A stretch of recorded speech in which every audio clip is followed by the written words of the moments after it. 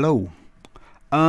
So I wanted to talk about chip strategy and transfer strategy. Trying to think about the upcoming game weeks, the landscape we got coming up. What's the best way to navigate it? And the first thing I need to think about is I feel like I need to get my chip strategy kind of decided upon because if I'm going to free hit in 29, then I don't have to worry too much about wrenching my team into 29 right now. And if I'm not going to free hit in 29, then I do need to start thinking about it right now. At the moment, I've got 3 players who play in 29, Areola, Porro and Taylor, and 6 free transfers up until then. So I can get to 9 players potentially. So I'm starting to have to think about these kind of things. So I need to get my chip strategy sorted. So I wanted to talk about chip strategy first and then also transfer strategy, kind of how to navigate, what's the optimal way to use your transfers, ways to think about it, ways I'm thinking about it, hits and stuff like that. So chip strategy, I think there's 2 front runners in my mind. There's lots of different things you can do and you can do what you want, and there may be better ones, but in my mind I've got 2 front runners. They both have triple captain 25 and bench boost 37 for now, so lock those 2 off. Yeah, I won't talk about them. You can do what you want, but I'm not going to overthink those 2.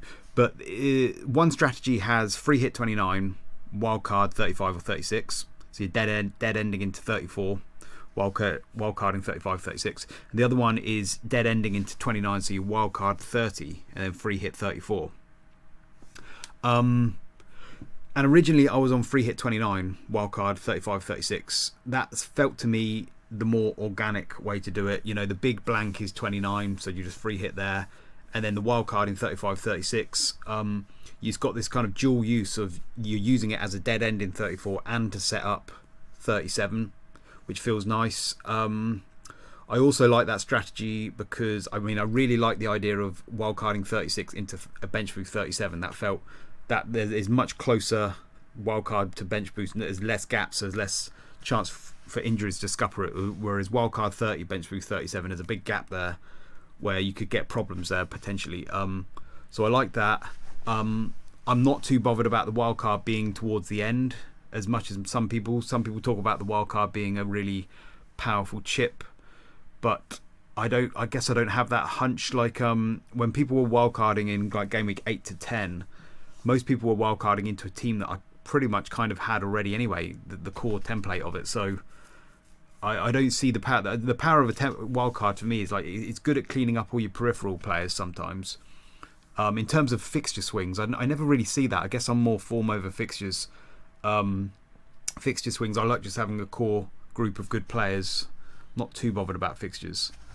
Sometimes with like Chelsea, they had some big fixture swings. But and the other powerful thing about a wildcard though is I think like in game week 35 or 36, when you have that dual usage of using it to dead end into 34 and set up a bench boost, that to me is where like a good usage of a wildcard.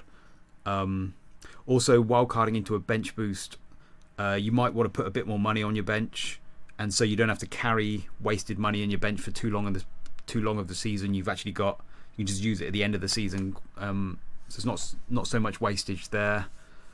I also liked that it was at the end of the season. It kind of felt like if I can just hang in there, I could get this real big rank boost at the end. But shouldn't really think like that. That's not the right way to think. It's doesn't matter where the points come. It's just wherever is the optimal place where points come, whether it comes early or late, it doesn't really matter. So that's a faulty way of thinking, I think. And then another faulty way of thinking I was thinking about is that I think I have a naturally contrarian streak in me sometimes, and the fact that everybody else was going towards wildcard 30, free hit 34, just made me kind of want to go against that. But I shouldn't do that. I should just try and figure out what's the optimal strategy and just do that. So that's something else. And then one other thing I liked about free hit 29, wildcard 35, 36, bench boost 37 is that this season, and I want to talk about this a bit more later, is that last season I was very big on doubles and blanks, maximising doublers and getting players out in the blanks and things like this. But I'm starting to get a feeling this season that it's not so important to have max doublers and blankers, that there are some players who can outscore other players with less fixtures because they're just better players. And there are some 90-minute men that actually play more minutes over less fixtures than other players because they just don't get rotated so much. And I'm just starting to get this feeling like a little bit that the doubles and the blanks are a bit trappy. They're a little bit trappy, pulling people around when you should really just get a core bunch of players and just plough on through because they'll make up the points in all the other fixtures. I'm kind of getting that sense. And so while free hit 29, wildcard 35, 36, that strategy is less, it feels like that. It feels like, 29 you just lop it off. So from now until 34, I'm just going to carry on getting all the picks that I would normally get, just playing like normal and not focusing on the doubles and blanks so much. And even in 34, most teams will probably have at least one fixture. Maybe just Spurs, you just bench your Spurs or something. So I would just carry on. I wouldn't start dead ending into it even that much, like into Crystal Palace players and stuff. I don't even know if their double will be that good. Some of these teams like Sheffield United, I don't know whether I'd even want those players, so I'd just carry on with my Salahs and my Haalands and just do something like that. So that was why that first strategy was appealing to me, for all those reasons. And I still haven't decided yet, but I'm starting to kind of come around to the other strategy now, for a couple of reasons. The two big things I didn't like about the other strategy, wildcard 30, free hit 34, the number one was the gap between 30 and 37. And the number two was that you have to kind of wrench your team into 29. And usually I don't like that. But I want to come on to this in a minute. But game week 34 free hit, actually, I'm starting to think that's a really optimal time to use a free hit, much more better than 29. So one thing I'll just say about free hits, though, again, why I was originally on free hit 29, was because I quite often hear people talk about free hits in a blank versus a double, and they say that in a blank it's more defensive, whereas in a double it's more aggressive and more upside and things like this. And I'm not sure I totally agree with that, because to me a free hit, the power of a free hit is in the surrounding game weeks. So if you free hit in a blank, if you got a blank game week like 29 and it's full of crap players from crap, and you think it's a crap time to free hit because it's full of crap players from crap teams, well, if you don't free hit in 29, that means you're going to have to bring these crap players from crap teams into your team to dead end into it, or to navigate through it. And whereas this is why I think it's good to free hit in a 29, because then you only bring them in for one game week, so your team's running hot all the way up to 29 and all the way after it, and you just lop off that one crap game week in one. Whereas, if you don't free hit in 29, you're having to bring these crap players in. Whereas in a double, you say there's a lot of upside and it's aggressive and there's all this upside, but if you got a double game week of Man Cities and Liverpools and Arsenals or whoever, it's no sacrifice for me to bring these players in the surrounding game weeks. So I don't have to wrench my team into it. I've already got that team probably. And when you get to that free hit 37, most other teams will probably have the same team anyway.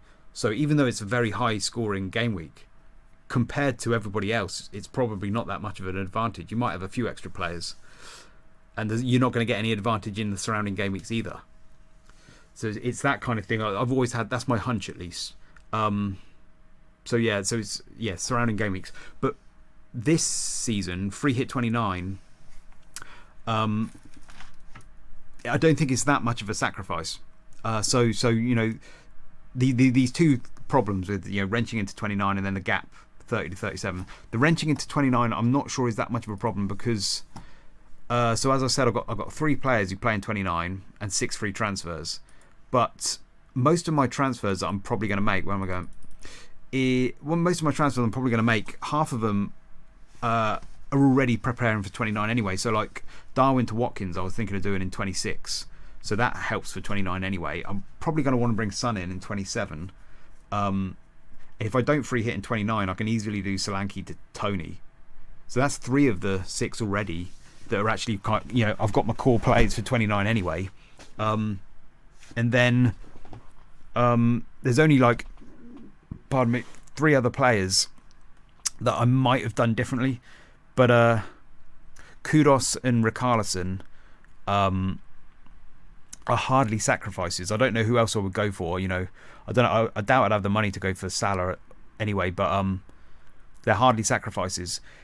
And in 25 as well, so one of them would be Trent to somebody, and I want to come on to this later, but there is at the moment I'm thinking of going Trent to Gabriel, even though he doesn't have a fixture in 29. But my model has Gabriel predicted at more points than somebody like Regulon or Pinnock or something who has 6 fixtures.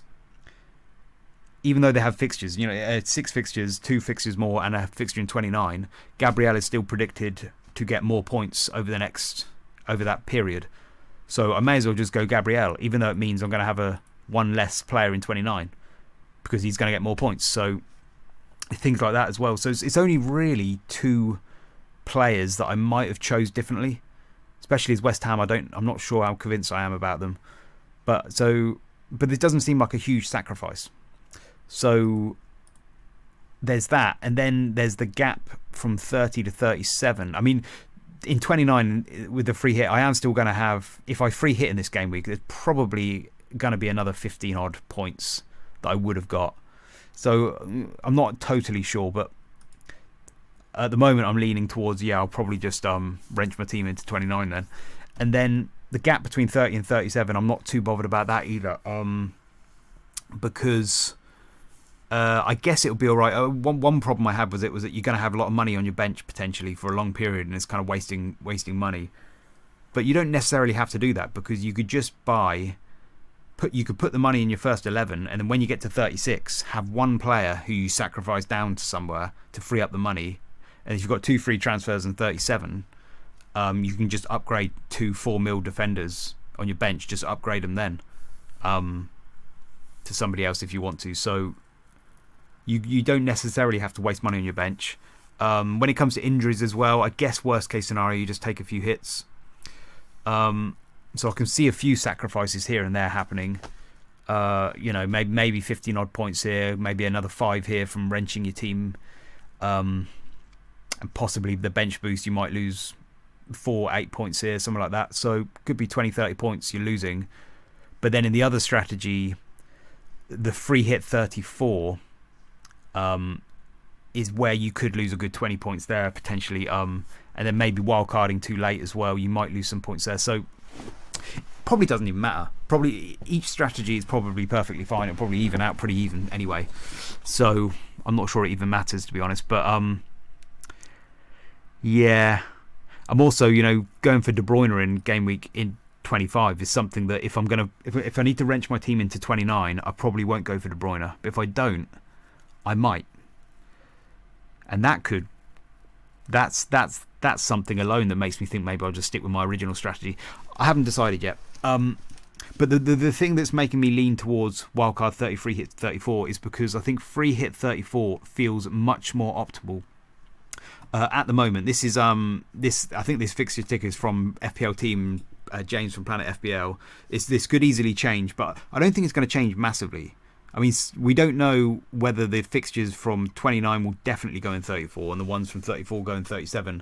I do think it's possible that the ones from 34 could just move into the midweek of 34, and then 29 go into 37, because that the fixtures will be announced. We'll know who's blanking in 34 by game week 30, and there's a month and a half time, so you've got plenty of time for that to be a possibility. I think it's unlikely. I think it's probably more intuitive to just put 29 and 34, 34 and 37. But it may have more to do with TV companies, who owns the right to what fixture and when they want it played. There may be other things. But in general, 34 is probably going to be a smaller blank than 37, just because a lot of these teams like Liverpool, Man City, if they get to the semi-finals of the FA Cup, then they're going to blank the first game, and then this blank from 29, they'll just have one fixture there. Because you've got teams in the FA Cup semi-final, they can only have one fixture, so it's going to reduce the amount of doubles. Whereas over here, they can have there's no blanks, it's just doubles. So 34 free hit. It's probably going to look something like this. And if you look at it, there's a lot of good fixture swings. So Spurs, for example, they look really good leading up to 34. Then there's a good chance they're going to blank. because they play Man City in 34. So if Man City get to the semi-finals of the FA Cup, then that's going to be a blank. But they've got no other blank to put there to make a double other than Chelsea versus Tottenham. But that's probably not going to go there because Chelsea have got potentially blanks with Arsenal and Brighton, so they'll have to go in 34 and 37, which is why Tottenham and Chelsea's been put in 36. So there's a good chance Tottenham blank. But then they might have a double-double if it falls like this, which it could. This is the likely scenario at the moment. That'd be really good to just lop them off in 34 and then jump straight back on them. Same with Chelsea. Good fixture leading up to 34. Then they've got Arsenal in 34. Then potentially a double-double straight afterwards. So it's a really good opportunity to just lop them off for that one game week. Same with Crystal Palace. If I have the dead end into 34, when do I bring Crystal Palace players in? Because they've got Man City in 32, Liverpool in 33. So all of a sudden I've got a lot of like changes I want to make in just one game week, and I've only got 3 bench and 2 transfers. I mean, I might be able to do it. You know, if you just don't, instead of having triple Spurs and triple Chelsea, if you just had 3 of like 1 Chelsea and 2 Spurs or something like that to put on your bench, and then 2 free transfers to bring some Crystal Palace players in or something like that, you might be able to do it. But then there's Arsenal as well, who, you know, they've got Man City, Brighton and Aston Villa in the three of the games coming up before the double. Maybe you don't want your Arsenal defenders for that run. It'd be nice to kind of like wild card without them and then just lop them in 34. Potentially no doubles here. So 34 feels like a really good time to free hit. Plus, when you get to game week 30, we're going to know pretty much the whole landscape. Hopefully the doubles will be announced to 34 at that point, so we'll know the other doubles as well pretty much. 36 and 37. And so if you get to 30 and you've got all your chips, wildcard, free hit, bench boost, and you can just have a look at it and know what to do, then it's that feels nice. It might even be an advantage to me to only have 8 players in 29, because I could potentially just keep a lot of players that other people might sell, like Palmer and maybe Saka, maybe Haaland, I don't know. I might be able to keep a lot of these other players. And so I'll actually be set up for 30 so that I might not absolutely have to wildcard 30. But we'll see. I'll have to think about that. So yeah. So I haven't really decided. I think last time I thought about it, I thought I was leaning towards wrenching my team into 29 and wildcard 30, free hit 34. Yeah. So that's all I want to say about that. And then what was one other thing I was going to say? Oh yeah, so one other thing I was going to say about 34 as well is that just something I try to think about sometimes is like to think of double game weeks as 2 single game weeks, as a normal game week and then a blank game week. If you think of like 37 as the first part of the game week is just a normal game week. If you think of 37 as the other half as a blank game week, sometimes that kind of makes you think, well, maybe that's a better time to free hit, because there's like technically 29's got more fixtures than the second half of 34, or even the second half of 37. It was just a thought I remember thinking last season, and it's sometimes useful, because one thing I was thinking with free hit 29 wildcard over here is that, you know, well, some of these teams have 1 fixture, so it's not so bad. But if you thought about it as 2 separate game weeks, then actually they're all blanking in this game week. And so it's almost like, well, there's a better time to free hit then. Don't know, just a thought I sometimes think. Anyway, the other thing I wanted to talk about was a transfer strategy. So we've got like this landscape. You need to think about so who to bring in. You've only got so many transfers. Who's the best players to bring in? Should you take hits and all this kind of stuff? How do we navigate all the blanks and doublers? Should we focus on getting double game week players and as few blanks as possible? Things like this. I was trying to get my head around it all and how to think about it. And at the moment, I've been thinking that the way I've been thinking about it is probably wrong. It's just the state of my brain at the moment is there's these 3 main components I'm focusing on. So each player has like a points per minute rate. That's like the one unit. Every player has a points per minute rate that you can boil it down to. Haaland and Salah right at the top. Other players don't get points per minute at quite as high a rate. That's like the first unit.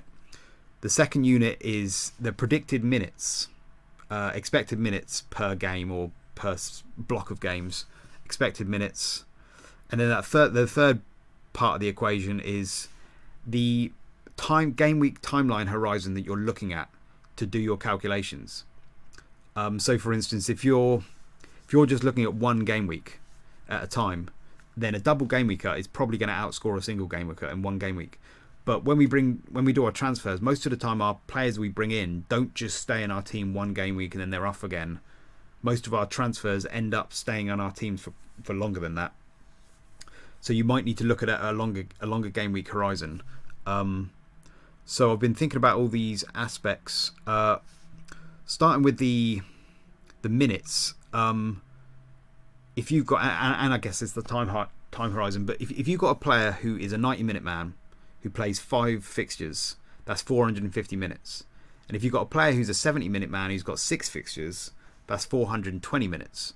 And so if everything else was even, they were both 0.5 XGI guys and stuff like this, the guy who's got 450 minutes, he's a 90-minute man over 5 fixtures, 450 minutes. That's better than the 420 player who's a 70-minute man over 6 fixtures.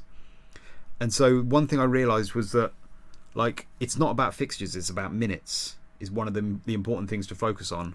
Because last season I was very big on like just getting as many doublers and as fewer blankers as possible. But there are some players who can play more minutes over less fixtures than others.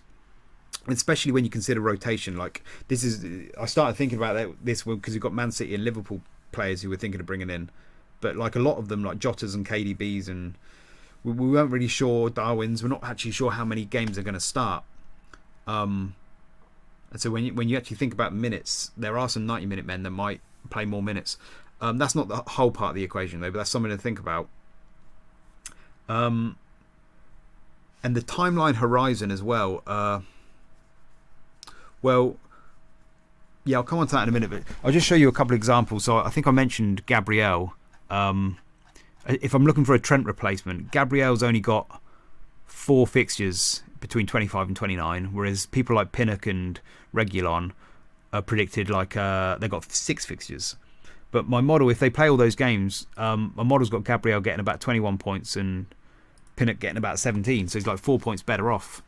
So you may as well just get Gabriel then. Even though he's got less fixtures, he's going to get more points. And even though it means you're going to have a blanker, one more extra blanker in 29, it doesn't actually matter if this points prediction model is right, which is, don't take it to the bank. It's just a guide for me, really. It might be wrong.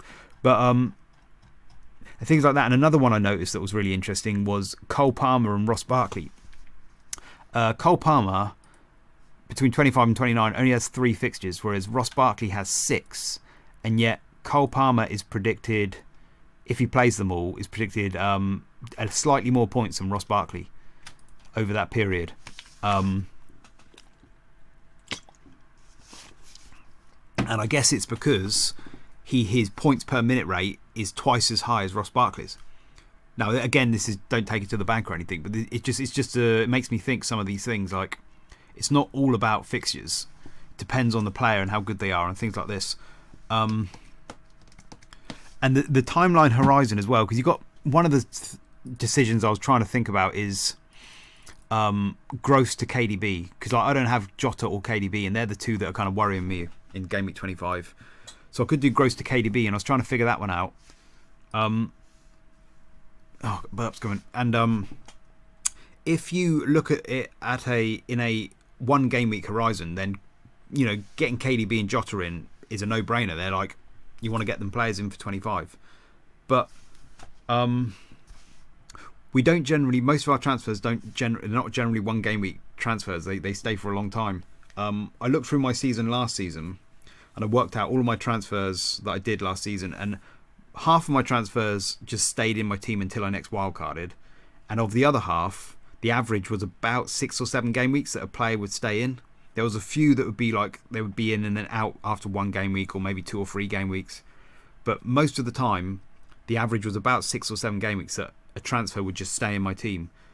And so, we should probably be not. If we're bringing De Bruyne and Jota in, we shouldn't just be measuring it in 1 game week's time. We should be measuring it probably 6 or 7, or at least until we next wildcard, which might be 30. If in my case it could be 30. So you measure it in a slightly longer timescale. And so I also looked into I wanted to figure out if there was like a necessary rule of an average amount of time that a player has to stay in your team, like on average, because you could potentially have 14 of your players just set and forget, don't touch them at all, and just have one position every game week. You use your free transfer to just move this player. Then that one position would have an average time in your team as like one game week, but the other 14 would be up until each wildcard. And you could do it with maybe just two positions or just three positions. All the rest are set and forget, and these three positions you just keep chopping and changing between them all, and they all stay in your team for an average of 3 game weeks. But the way we normally do it is we have about half our team are set and forget, and then the other half are all chopping and changing.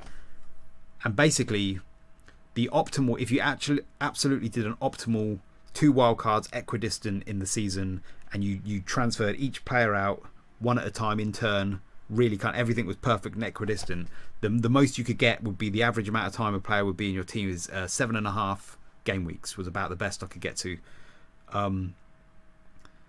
That's the average. Yeah. So even if you have some players that you transfer more often, other players are going to be in there longer, and so it always averages out at about 7.5 game weeks. So I don't know, but I'm trying to get to a point of like, well, what's that time horizon that I should use? And so if I did it to just up to the next wildcard, game week 30, so I'm just looking at 25 to 29, and I'm thinking of this question of like, well, Pascal Gross to KDB, something like that. Should I do that? Well, if KDB plays all 5 of the next 5 fixtures, then he's going to get about 33 points, which is probably worth it. But I don't think he will. I'm going to bet that he doesn't.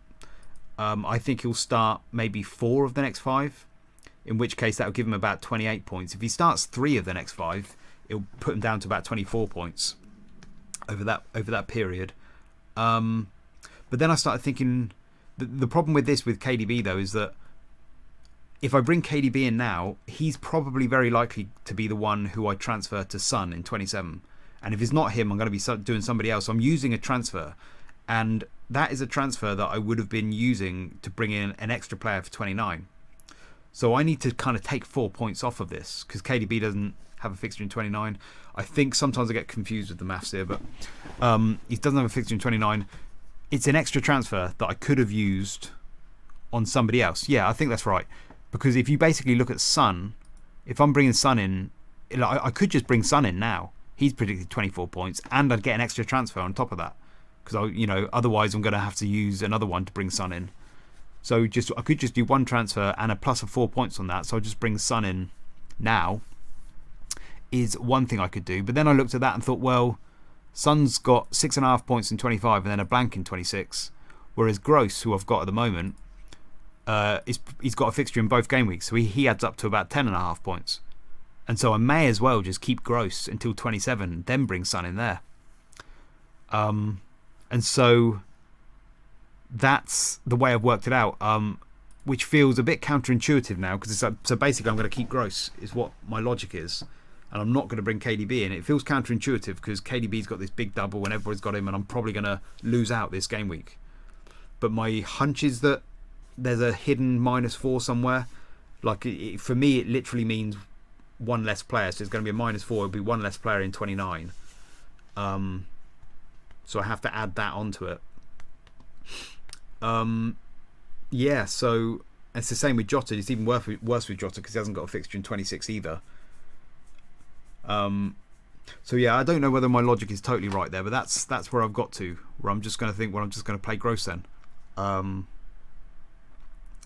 Yeah. So I think that is all my thoughts. Yeah, so it's points per minute. You've got to think about the minutes, and it's not all about the fixtures. It's about how many points they're going to make over that time, and then also the game week horizon when you're making your transfers, because you can't just keep doing one transfer to another because we don't get 11 transfers each game week. We only get 1. So most of the players we bring in are probably going to end up in our team for a long period unless we take hits. But then you have to take a -4 from all these calculations as well. So that's what I'm thinking. Probably overthinking. But yeah, that's where I'm at the moment. Trent to Gabriel. Just going to keep Gross, bring Son in. We'll see. unless I free hit in 29, then I can just bring KDB in now. That feels quite fun. Maybe I will go back to that and just free hit in 29, just do the bench boost, wildcard bench boost at the end. I don't know. Need to think about it more. I think that's all I want to say, so I think I'm going to leave it there. Okay, bye bye.